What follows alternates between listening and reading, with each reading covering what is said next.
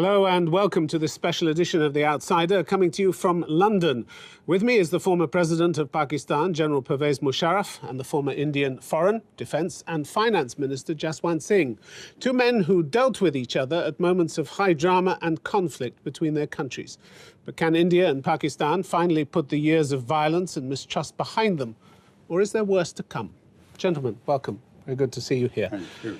Here's the scene at the United Nations, first week in October. President Zardari of Pakistan says his country would continue to support the right of the people of Jammu and Kashmir to peacefully choose their destiny in accordance with UN Security Council resolution. India's foreign minister hits back, and we're back to the same rhetoric, the same positions, back at square one. It's disputed. No, it isn't disputed. Yes, it is disputed. We haven't moved at all, have we, Jaswant Singh? Oh, yes, we have. So what is this? Shadow boxing? Is this just for show? It's not shadow boxing. It's the president of Pakistan who's taking the opportunity to say what has been the script of Pakistan for many years.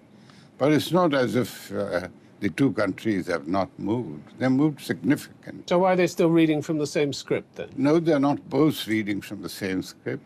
Well, we've heard this. It's disputed. No, it isn't. Yes, it is. No, it isn't. It goes on every year, doesn't it? That is the only part of the story. That's not the only story. So what conclusion is the world supposed to draw from this repetitive script? That must be drawn is that India and Pakistan will find answers. You won't find the answers, no matter how hard you try and instigate or promote trouble. General Musharraf, same script? Square one? No. Why does the rest of the world have to listen to this over and over again? No, I don't think it is square one. I would like to agree with Jaswant Singh Saab. It's a stated position that he's just reiterated. But if we want to resolve the dispute, which we wanted, and may I say I have wonderful memories of my personal association with Prime Minister Vajpayee and Jaswant Singh Saab. Even though you almost went to full-out war with them. Well, that's a different story. But that's a minor matter, is it? Well, you can gloss over that with the passage of years. We were trying to resolve the dispute in a very amicable way. And my position has always been to move away from stated positions. If we want to resolve the dispute, both India and Pakistan must move away from stated position. So this, what President Zardari is saying, is a stated position. But if a dialogue starts, I am sure he understands that we have to move away. So this is just for public consumption, is it? This is just for the boys back home? Well, as I said, it's a stated position. It has been our position in the past, but we need to look at the future. You treat it as a game. I mean, this is a conflict, well, a verbal game anyway. But this is a conflict which has cost thousands and thousands of lives, hasn't it? You would like us to treat it as a game. We don't treat it. Well, you're telling me not to take these repetitive scripts too seriously. They're repetitive because you want to emphasize the repetition. I'm not the one who's saying these things. No, you're not. I'm not the one who's going into the United Nations repeating these things over and over again. It is a stated position of the government of Pakistan. I'm familiar with that position, and we have lived with that position. Despite that, we have endeavored, both the countries, on various occasions, to try and find an answer and to move beyond, as General Musharraf said, beyond the stated position, because the solution has to do. Endeavored and failed consistently. Well, you can only fail if you endeavor. You can't fault with the... Well, either way, if you hadn't even bothered, the result would have been the same. No, it's not the same. There was a very considerable movement, and that movement has resulted in significant changes. Look at the changes within the Kashmir Valley now. Very significant. Well, we'll come on to where you see the changes in a moment. General Musharraf, when you look at where your two countries are, how do you rate your performance as leader? What would you give yourself out of 10? I'll give myself very high marks. I think because in my time... You're not given to self-doubt much, or self-questioning. No, I believe in not over-assessing, but also I don't believe in under-assessing also. During my time, we certainly were moving forward towards resolution of disputes and developing more harmonious relations with India. You didn't do much about terrorism in Pakistan, did you? Oh, I did a lot. Because in 2009, some 9 months after leaving power, you actually acknowledged there are lots of mujahideen in Pakistani society and freelance jihadis who have emotional involvement with Kashmir. So you didn't get rid of them, did you? No. You see, I mean, we can't talk of, you can't get rid of, they can't evaporate in thin air. They are there, but we were controlling them, we were managing them much better. So that is what we were doing. They are there, they have been there since 1989. So one had to manage and try to keep improving. And that is what we were doing. So not that I couldn't have certainly given the world that they have all gone and they are finished. They are there. That is a reality on ground. You talked in your book, In the Line of Fire, about your efforts towards rapprochement with India and the significant thaw in your relations. But Yes. there's not much sign of any significant thaw, is there? No, I think they were. Where is the significant thaw? Times keep changing now. Are you talking of my time or now? If we take my Your time as a stepping stone to where we there are was now. thaw. There was thaw. There was thaw with Prime Minister Vajpayee and then with Prime Minister Manmohan Singh. Certainly, we were moving ahead. We were moving ahead towards resolution of all disputes. I mean, the main... Which hasn't happened and doesn't look anywhere close either. That is a different issue if it hasn't, but we moved forward. We were close to reaching agreements. You must understand that India-Pakistan relations are amongst the most complex and the most emotional relations of any in the world. They're also, to the rest of the world, the scariest of relations because you're nuclear powered, you have all the nuclear arms, you have terrorism. You're scary to the rest of the world. Have you forgotten that? We haven't. You came close to the brink of all-out war, and you don't think you scared the rest of the world? The only time nuclear weapons and chemical weapons have been used in war, in anger, against civilian population. Forgive me for pointing out to you, by the United States of America, your ally. Don't point fingers at us. So the rest of the world should be quite happy that you two are sitting together, and Pakistan and India are on their way to a bright future together. Is this what you're saying? They are on to a bright future. It will come despite you, not because of you. Why despite? Despite, because you are really as obstacles.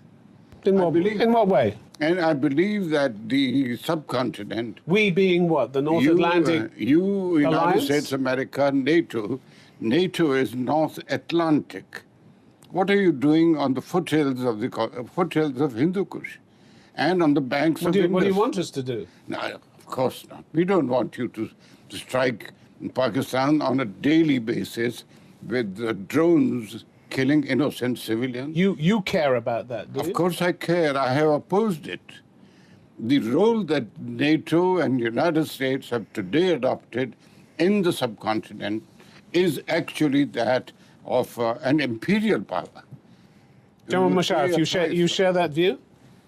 You allowed drone strikes by the United States? No, I didn't allow that, but they did happen.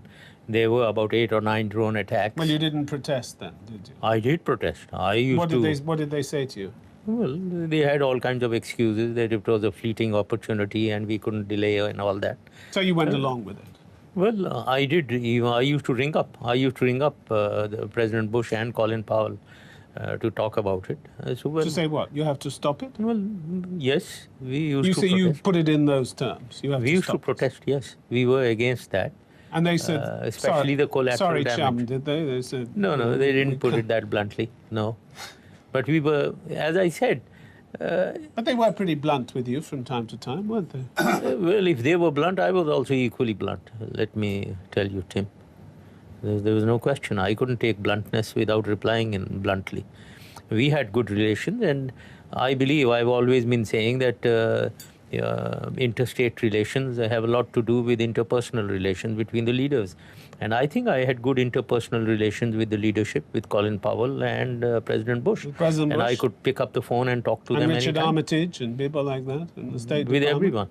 With everyone. Even when they told you after 9/11 that if you weren't with them, if you were against them, they would bomb you back to the Stone Age. Well, he denies that, and that's what the DJI. No, but you heard it, presumably. That yes, it was my intelligence head who rang me. So up how and do you told me feel that. when the biggest power in the world is threatening to bomb you back to the Stone Age? That was the start of the relation. But then later on, with Pretty more humiliating, interaction, isn't it, to be told this? yes, I think very arrogant. I agree. You took it badly. I did take it badly, yes, indeed. But however, one has to, in such difficult situations, one has to take decisions in the interest of the country, and bravado is not really the best route to follow, always. I want, if I may, to look at events that tested you both in unusual ways. Jaswant Singh, in December 1999, an Indian Airlines commercial flight with more than 160 passengers on board was hijacked to Kandahar.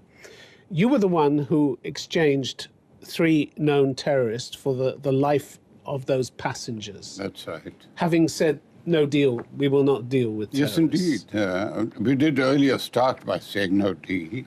The initial demand was some 36 terrorists that were imprisoned in India and some $360 million. Other demands too. But why did you alter your fixed policy? I tell you, well, governments in office don't decide between absolute black and absolute white. Great many decisions will have to be in shades of gray. And a decision had to be taken by the cabinet whether we knowingly let 166 human beings perish in the cold of Kandahar. It was Taliban held Kandahar. They had been... And the cabinet's immediate decision was no deal, wasn't it? Of course. That was their not first immediate, response. The first response. And slowly over a week, because that hijack, in a sense of the hijacked, Kandahar then was possibly the best place that it could have been taken to. And so we took a decision that saving lives is infinitely better for government to take as a decision than knowingly to let lives be lost. Did the relatives change your mind? The people who met you, some of them said, we don't care if you have to give up Kashmir. We want our relatives back. No, there was a mood then. That must have weighed heavily on you, didn't it? Of course, the mood of the citizens always weighs with a democratically elected government. It moved our Prime Minister immensely.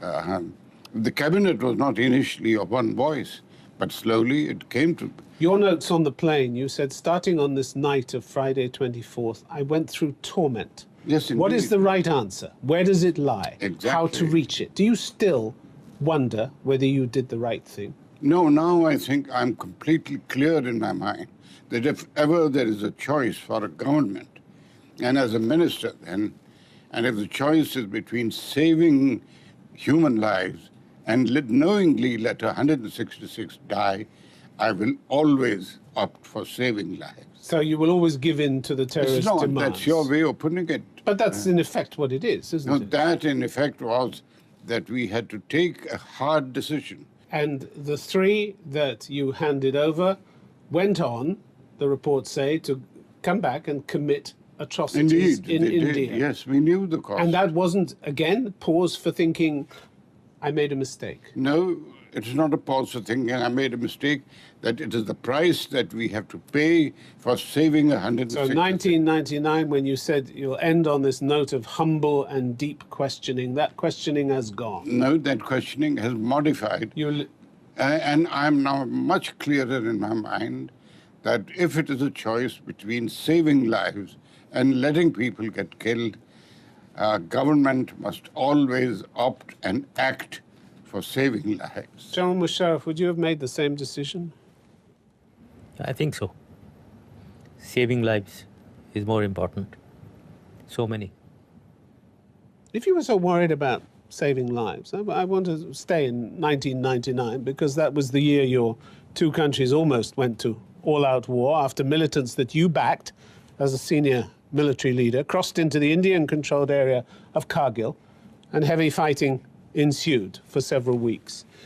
You painted it in your book in 2006 as almost part of a series of cat and mouse moves between India and Pakistan. You said it needs to be stressed that Kargil was not a one-off operation, but the latest in a series of moves and counter-moves at a tactical level along the line of control. India would capture a location where they felt that our presence was thin and vice versa. This is what you wrote in the book of 2006.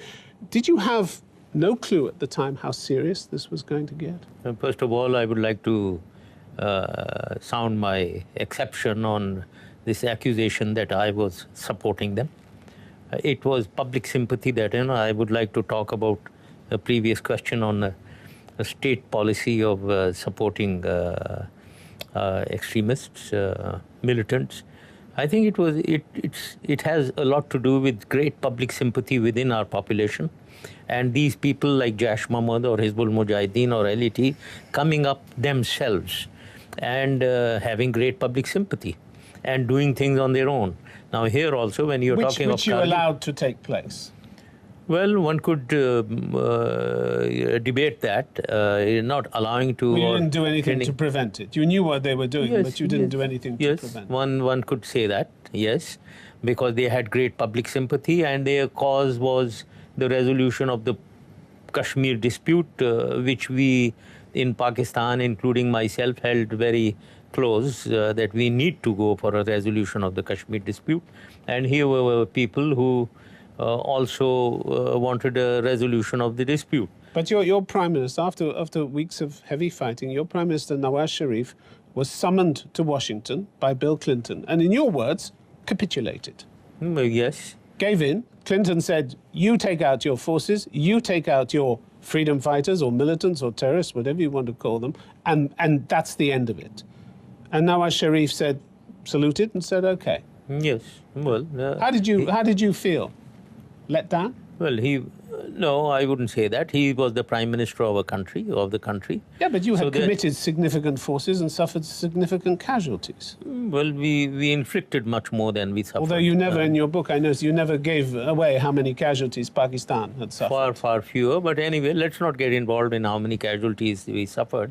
But the issue was certainly that there was a military environment which was there at Kargil. And there was a political decision to be taken whether we withdraw or not to withdraw. That political decision was in the hands of the Prime Minister. So whatever decision he took...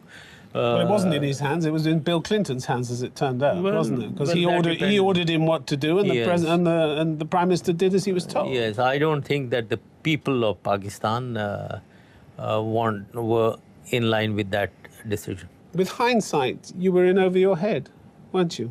I mean, whatever you thought you were doing in Kargil, it ended badly, didn't it? The withdrawal, yes. It was, I don't think that was in favor. I wouldn't have taken that decision. But however, the Prime Minister took that decision to withdraw. But, and from that moment, as far as you were concerned, he was finished as Prime Minister? No, not at all. In the back of your mind, you didn't plan then to overthrow him? Not at all. Which was what you eventually did? Absolutely not. No, I didn't do that. He did it to me, and the military. And you did it back to him. I was in there. I didn't even know what is happening on the ground. But he was the elected leader. He may have been anything, but something. No, but he was the elected. Yes, he wasn't anything. He was the elected leader. He was, but when you are an elected leader, you cannot do things like he did. When an army chief is coming in there and you dismiss him and put somebody else, this is not the way of doing things in Pakistan. And may I say, he violated the constitution even when he did that. But it was up to the people to decide. It wasn't necessarily up to you to decide, was it? Well, but you did. As I said, you took the decision. No, I didn't take the decision. It was people on ground who took the decision. I was not in contact with anybody when the takeover took place. Just one thing, during the Kargil operation, did you ever doubt that you could contain Pakistan? No, so far as... Did you wonder, you were both, at that point, you were both nuclear-armed states? No, there was no question as far as India is concerned. There was no question at all of two things. We will not cross the line of control, irrespective, which perhaps... You could have sent a missile across, couldn't you? No, we couldn't have across line of control. We didn't let our Air Force planes cross the line of control, which from the air it's impossible to tell. So therefore the question of employing nuclear weapons was out of the question totally. It was a very strict injunction placed on the armed forces by the Prime Minister. Line of control is not to be crossed. We knew that though tactically we had been surprised, strategically the situation had turned adverse for Pakistan, and it was only a question of time before we evict the occupation. Was this one thing that America did well? I mean, with all your criticism of the North Atlantic Treaty Organization, this was something he did well, did it? America did a good job that day. Yes, yeah? But not because by telling Nawaz Sharif to get out of Kargil. No. Pakistan would not have vacated only because President Clinton said so. You can't bring yourself to say the Americans did a good thing on this occasion. They did a sensible thing. I can't say that. It really sticks in your craw to say something nice about America, doesn't it? About the West. I'll be the first one to say I have had so many dealings with the United States of America. And yet you're left with the overriding impression I will refuse that America is harmful presence in South Asia. That I continue to hold. Even Americans recognize that it's a great mistake on their part to be in Afghanistan, that it would be a great error. Why is the United States of America so disliked in Pakistan today? They must reflect on this. It's not because Jaswant Singh here is sitting and saying, no, I don't want Pakistan's supremacy or suzerainty or anything. All right, we'll take a break. When we come back, how much optimism between two former adversaries in India and Pakistan? Join us in a moment.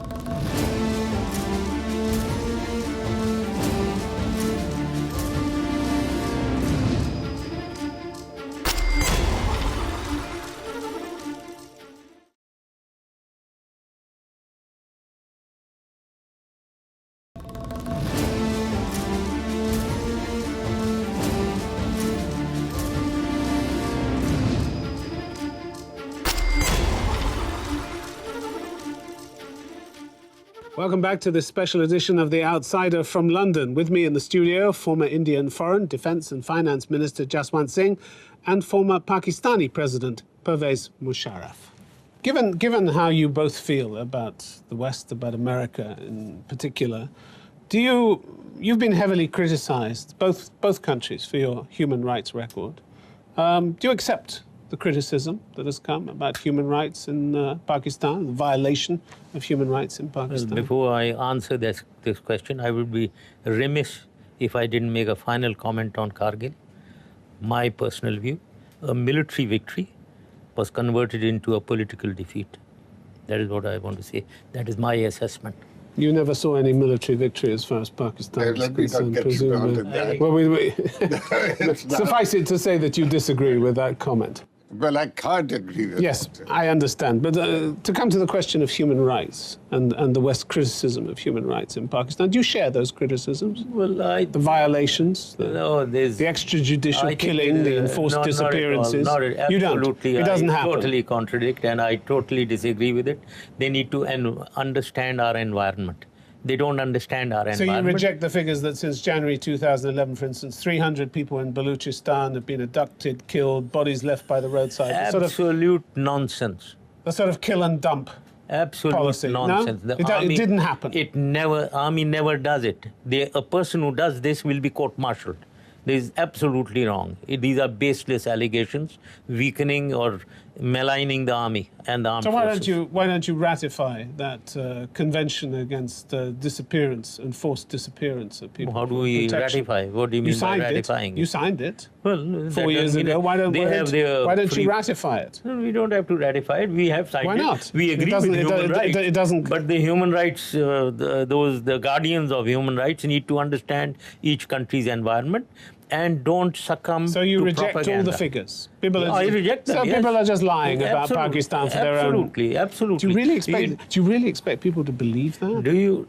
General Musharraf? They should. From respected human rights organizations, from the US State Department?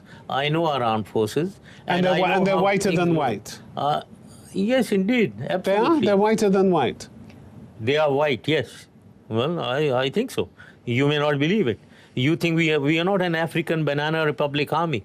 Here there is discipline. Anyone trying to kill somebody and dump him on the road will be court-martialed. I know that. Whiter than white when they've been hosting bin Laden for 5 years There right are many outside the people- military academy. Was that there are- whiter than white? Sorry, what did you say? I said, was it whiter than white on the part of the military to host bin Laden outside your military academy for 5 years? Not at all. Living in the open? That is another misperception. What, that he another wasn't there, misperception. or that they didn't do it willingly? He may have been there, he was there, but it was not complicity, it was negligence. This is what I strongly believe. All right, just one thing. Your human rights record, particularly in Kashmir, has been criticised by your own National Human Rights Commission, Indeed, yes. who told that the Special Rapporteur on extrajudicial killing in March, when he visited, that on occasion extrajudicial executions have become virtually a part of state policy in India. It's not part of state policy. it's Virtually, part- he says, Yes. a part. Could there be a more damning accusation against a democracy No, than that? I think for a democratic government, for its National Human Rights Commission, to say that this is virtually a part, virtually is not really. You have virtual reality. Well, he's saying there are a lot of extrajudicial executions that Yes, have they taken have place said in so. India. They've Yeah. said so. And if they have happened, if what they say, then of course it's a matter of great concern to a democratic government. No exoneration is necessary for any such violation. And may I add one thing, though, that whereas we will address our human rights concerns in India as well as we can, we would not accept your lectures on human rights, considering what you continue to do in Guantanamo, considering what you did Well, in I was Cambodia. very careful to quote your own National Human Rights Commission. I accept. I accept that. And you accept that. You also accept the findings of the government-appointed panel of interlocutors that spent more than a year Those are not talking. findings. Those are not findings. Well, there were findings. There were recommendations and there were findings. They came to certain recommendations which are not findings. And they also listed what they believed the sufferings of the Kashmiri people had been. And those included rigged elections, the dismissal of elected governments and installation of pliant ones, the arrest of popular leaders, the choking of dissent through harsh laws, the detention of political prisoners without the process of law. This is from a government-appointed panel of interlocutors. Yes, do you reject that too? No, I don't accept it. There's a difference between rejecting and accepting. Been a diplomat for a very long time. No. So tell me, what is the difference here? There is a very great You're difference. leaving it open, are you? It's possible that it happened. You know very well it happened. No, That's one thing, don't you? That these things happen. You know very well they happen. When they happen, They didn't if make it they up. happen, They didn't make it up. When they happen, if they happen, it's incorrect. But I don't need, I have served in Jammu and Kashmir as a soldier. And I don't need anybody from outside to come and This say, isn't people from outside. These are Indians. This is an Indian yes, who panel. come as visitors to Jammu and Kashmir. Oh, so and I thought it go was there. part of India. How can they be coming as visitors? if Yes, they're because they part of are, India? they don't belong there. They Oh, I haven't see. mentioned, for example, the hundreds and thousands of Pandits of Kashmir Valley who are sitting ousted from the Kashmir Valley. That too is a matter of great concern to all successive governments of India. If India cares so much about human rights, same question as I put to General Musharraf. Why are you foot-dragging on ratifying the UN Convention Because we against don't- torture? No, I'll tell you why. I have handled with this myself. I do not wish to be dictated or taught or informed of what I am or what I am not by bodies that are governed by United States of America. Why sign it? or Why the did you UK. sign? Why did No, you sign the convention? You've just refused to ratify. Why did you sign it in the first place? There's a difference between signing and between ratifying. Ratification requires the Parliament also to approve. Ratification means you're serious and signing is just playing why at don't, it, is it? Why doesn't, for example, the United States of America ratify the Chemical Weapons Convention? Well, when we go to America, we'll ask them these questions. But since we have the benefit of your presence here in London, General Musharraf, we're asking you about India. Yes. There are Well, plenty of great. questions to ask every country in the world, but we're focusing on India and Pakistan. No, here. because this I reject. I reject that India has to learn anything in It's not a management. question of learning. It's living up to the commitments you made in signing the agreement in the first place, isn't you it? put it as if we ought to learn.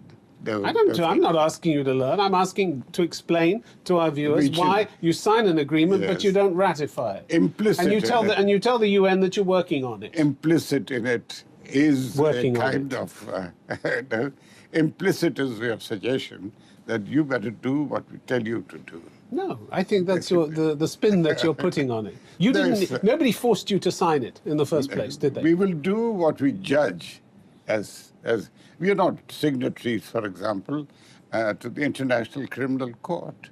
No, but we're talking about the Yes, because these are part of something the called the UN totality. Convention Against Torture. These are all part you of the so we can totality. assume that you're not going to ratify it. You can assume anything, but what we will do is not necessarily what I'll share You'll with do you. what you'll do whatever you want to do. This is what Yes, you're what saying. we judge as right for India. And not what you sign up to. But I- Necessarily Not what we- necessarily what you sign May up I, to. may Okay. I interject just for half a minute? This ratification of the human rights considerations in the West are very different from realities on ground in the developing countries. why sign up now, to these why, treaties? when you want to ratify something which is totally Western oriented, your thoughts, which are ultimately one should achieve that, but to expect developing countries to sign something which is not in accordance with their environment, I think is being unfair. But General Musharraf, no one expects you to sign. You did sign.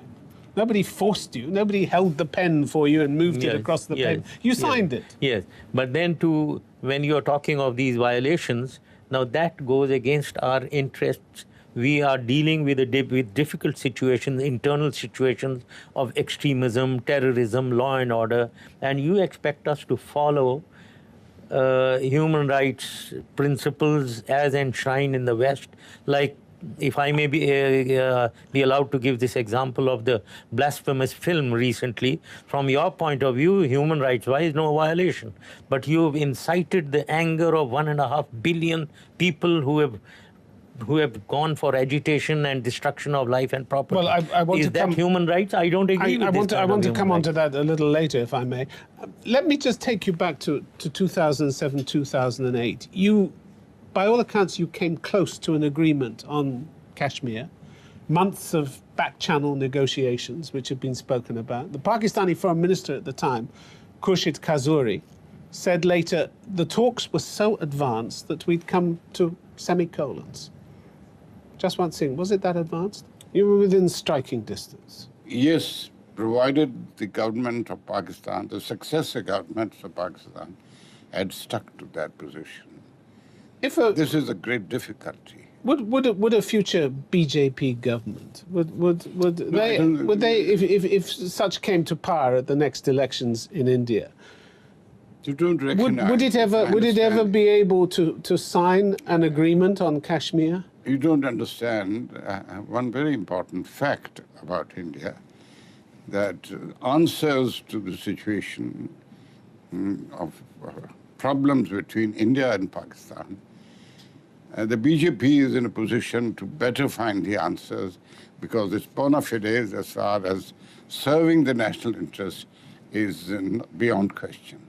We feel that we were in a position to work with General Musharraf, despite the fact that his was a different form of government, because he carried the army with him. But But there's one more thing. just one thing, really. There's one more thing. All right. What has happened is... But I need to Yes, come back indeed. to you on that. Whatever your question, I'll answer. What has subsequently happened is that what General Musharraf or his reign and through the interlocutors came close to solutions. Now people in Pakistan say we would have rejected outright.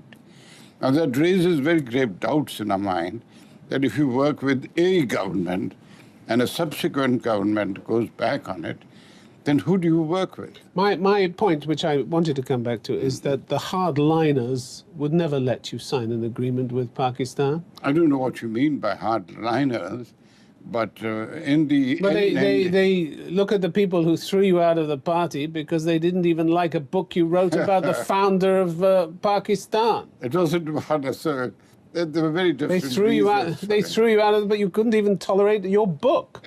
from one of the leading lights of the BJP who'd served the party for so many years. But that You think is- these are the same people who could actually Yes, sign an I agreement, believe so. endorse an I believe agreement? so. They did. The NDA had. They humiliated you, didn't they? Yes, they did. Yes, I found it as a humiliating step. I didn't find it at all digestible, and I couldn't understand it. You called the party narrow-minded. Well, I don't remember exactly all You the did. things that I did, but you can't be broad-minded and ban a book which you haven't read. So why should anybody in India vote for a narrow-minded party? That's a different matter because you're not Indian. No, I'm asking you why they should. I'm not talking Because about me they continue- voting. They continue to support the BJP for its larger. It is providing very able administration in a number of states of the government. General Musharraf, could anybody ever sell a permanent agreement on Kashmir with India, given how many people, you say, in Pakistan still rail against Indian rule I think so. in Kashmir? I think there is a lot of aspersions on the military that it's the military which doesn't want a solution, which is absolutely baseless. Military wants So a who solution. doesn't? Who doesn't want a solution? No, in Pakistan? I would say everyone wants a solution. In different, the solutions differ. Even the extremists, even the Mujahideen want a solution, but their nuances differ. But I would say any government of Pakistan and the military would like to have a solution. Really? Yes, yes, absolutely. You think you could sell it? What kind of solution? What will the outlines of this solution be? Yeah, I had given very, very clear outlines to follow, and these were number one, demilitarization, graduated demilitarizations. Then is giving maximum self-governance to the people of Kashmir on both sides. Having an overwatch mechanism to see this self-governance, which should include India, Pakistan, and Kashmiris. Would you buy any of this? And But great lastly, deal, this conversation or negotiations on this had proceeded Yeah. between India and Pakistan. And But the world is was- coming rapidly to the conclusion that, Tim, that may India I and Pakistan. give the last point? Yes, And please. that was making the line of control irrelevant. Now, these were the parameters which I thought we need to follow and work it out into a joint sort of agreement. Many in the world are asking themselves whether, after all these decades, India and Pakistan are actually capable of indeed. signing a peace deal by themselves. oh, you're completely wrong. They've done it earlier. They will do so again. Yes, I think we were on the key issues on these making the line of control irrelevant when we are talking of the cross-border movement, facilitating that. On Kashmir, we had suggested 6 routes to be opened between the Indian part of Kashmir and Pakistan part of Kashmir, 6 routes from north to south. I won't go into the details, but however, the other issues of Sir Creek and Siachen, we moved forward considerably. We had joint survey of Sir Creek in my time, which had not been done before, joint survey by the 2 navies. So we had identified the problem, identified the disputed areas. The solution now lay in what to do with this disputed area. So I think it is doable. On Siachen, we identified how we should withdraw to mutually agreed You positions. think it's doable, but you have no timetable for doing it. There's no timetable for doing it. Well, frankly, now that you've asked, we did reach a certain level. And in 2007, in Pakistan, while my popularity did take a dip in 2007, I expected the Indian Prime Minister Manmohan Singh to visit Pakistan and he had agreed to visit Pakistan. And I expected that when he visits, we must sign at least 1 or 2 agreements. Well, if he's not going. He's Kashmir. going again very soon. I don't know. Well, there's a plan apparently. We shouldn't hold our breath, though, should No, we? you wouldn't. Waiting. You would. We shouldn't hold a breath waiting I'm for not an in agreement. Dr. Manmohan Singh's But government. that going may be different to where if he had come in 2007, because then we had agreed that if he comes and we don't sign an agreement, it will be a non-starter, totally a flat visit. We ought to, and I think there was general agreement on this issue, that if he visits, we are going to sign some agreements. So, you would tell the world now that no more years of nuclear brinkmanship. This is not what's going to happen. You're not going to turn Afghanistan into the next bone of contention when forces leave in 2014, when the US forces, Gosh, you have Western vivid forces leave. imagination. Vivid imagination. Because during the Lahore visit, Prime Minister Vajpayee from the governor's house had said, he said it, of course, in vernacular, and he said, a lot of blood has got shed. We must never shed any more blood again. I'm committed. How many times have leaders said that over the years? Right. That's all right. History is littered with statements like Well, that by the people who history then is- went to war with each other. But that's all right. That doesn't mean that you still do not aspire for peace. I am committed to expanding the constituency of peace between India and Pakistan. Other than peace, and peace can only be spelt in one fashion, other than peace, there is no alternative. Our primary challenge today is poverty. And we cannot have, it is a complex relationship. It's an intensely sensitive relationship. It's unmatched in its sensitivities, but that is the reason why we will have to find an answer, not anybody else. And we will find an answer. May And we should just sit patiently No, while you do it. You should leave it to us. May I contribute to this nuclear threshold that you said? May I say that, please, I wouldn't like the audience or you, Tim, to go with the idea that the situation on the nuclear issue between India and Pakistan is the same as NATO, Warsaw Pact, United States, Soviet Union, where No, there's the a finger view on is the it's button. not nearly as safe. No. It's the finger on the button. There's no finger on the button here. Well, you don't know whose finger is on the button in No, there Pakistan. is no finger on the button because the nuclear assets maybe are not mated with the delivery systems. So it's not like United States and the Soviet Union. It's much So safer. Pakistan's nuclear missiles are safe. I think they're You very know safe. this? Yes, very safe. Been a while since you were in Pakistan. Well, I think they still are safe because I know that the military will guarantee their safety. You had to seek British help, didn't you? Under the terms of the International Atomic Energy Agency, British Safety Group was helping with your nuclear missiles. Not at all. No, we There were did. reports that spoke No, of that. sir. No, sir. No, No? foreigner was ever allowed to interfere in our nuclear or missile capability. You were actually afraid the Americans would steal them, weren't you? They can't. Nobody can. We have ensured that. And we understand security. Just one thing, you believe that? Oh, yes, I believe that because from countries like United States and Russia, Soviet Union, your policy was launch on warning. It was the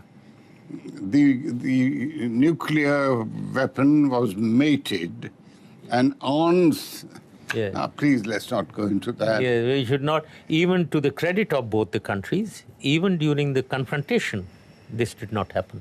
There was no finger on the button, on the trigger, on the finger on the trigger. No? You trust that India has no territorial designs on Pakistan? Well, I don't think so.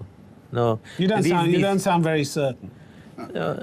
I'm very certain, because in this world today, nobody, when in a confrontation between two states, I don't think the intention is to take over the country. I mean, the example of Bangladesh is there. India didn't take over Bangladesh. So I don't Instead think of they taking have over the country, territory. you'll just continue to tweak each other's tails from time to time. No, the issue, I think interstate relation, the issue is dominating maybe the economic and the foreign policy. I think that is what interstate confrontation arises at the ultimate. Well, we've seen much more than that from your two countries, haven't we? Many thousands of people have lost their lives in the confrontations. Yes, that you've had. unfortunately, yes. Yes, we need to resolve our And by dispute. actions and decisions that you have. took or You have took today. place. You have today about 98,000 US and NATO soldiers in Afghanistan. Do you want to count the lives that have been lost in Afghanistan and in Iraq? Please, don't talk of destabilization of the region. You are today, most sadly, the greatest destabilizers of this region.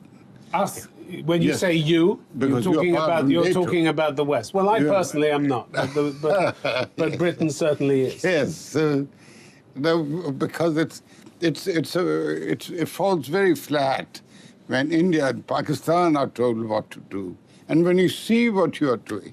Successive US governments, you wrote in July, have compounded South Asia's problems by pursuing only their own national interests. General Musharraf, you buy that line as well? Well, at the moment, as the situation has developed, yes. But if we are talking of historically involvement in between 1979 and 89, when the Soviet Union occupied Afghanistan, moved their military, then it was an issue where we had consonance of views. It was in Pakistan's interest to get rid of the Soviet armed forces from Afghanistan, because that was the first time where Pakistan thought that we suffered a two-front threat. And it was in US interest also to contain the Soviet Union. So the policy of encouraging mujahideen and encouraging a jihad in Afghanistan at that time seemed correct. But one didn't know that there will be a fallout beyond 89 after Soviet withdrawal, that there will be a vacuum, Al-Qaeda will come up, Taliban will come up in 1996, 9/11. and then 9/11, and You getting threatened to be bombed back to the Stone Age? Yes. All that. Yeah, well, let me give to Armitage's credit. He denies it. He never said that, he says. So let's leave it at that. Do you want to go back to Pakistan? I will, yes. Even with the warrants that have been issued for your arrest? Yes, I will go back. You don't mind about that? Because they are all politicized, and we'll see what we do. They may be politicized, but if you're put in jail, then will you still have considered worth it? They say when a politician goes to jail, he becomes more popular. I don't know whether just one single thought would agree to that. Well, in the US, some of them actually run for office from jail, don't they? You still have an undiminished appetite for politics. You stood for vice president. Undiminished appetite. Unsuccessfully this year. No, that was a very different thing altogether. That's neither success nor unsuccess. Do I have an appetite? Didn't win. You didn't win. Of course I didn't win. But not winning hasn't diminished my... Not winning is not the same as losing. No, this is semantics. I did not win, yes, of course, for various reasons. But you're not tired of politics? No, I'm not tired of politics, because I have, I think, I have been 9 terms in Indian Parliament. This is my 9th term. And I've said so recently, I think I have, at the age of 15, I became a cadet in the Joint Services Wing of Dehradun. From 15 till today, I've served in whatever capacity my country, as well as I can. I have a little more to serve, but I'm not tired of serving. Am I tired of politics? I wish the political... How do you rate your performance? Did you live up to the ideals you set yourself? Oh, I'd much rather not rate my performance myself. Have I lived up to everything that I wanted? No human being does. So let me not be arrogant enough to say that, no. Did you disappoint yourself? Sometimes, yes. Yes, of course. Which human being will say, I've not ever made a mistake? I have made mistakes. I'm not... Even St. Augustine talks of errors. So the errors, in fact, improve. It brings humility and understanding, much greater understanding. General Musharraf, you feel that humility and greater understanding? Yes, indeed. Absolutely, I agree. That personal humility? I think, well, people do think that I am humble in approach. Yes. And nobody has the arrogance of saying that you can't make mistakes. I don't think I can ever say that. All right. Well, I'm afraid we're out of time. General Pervez Musharraf, Jaswant Singh, my thanks to both of you. Thank you for making the trip to London from this special edition of The Outsider. Goodbye.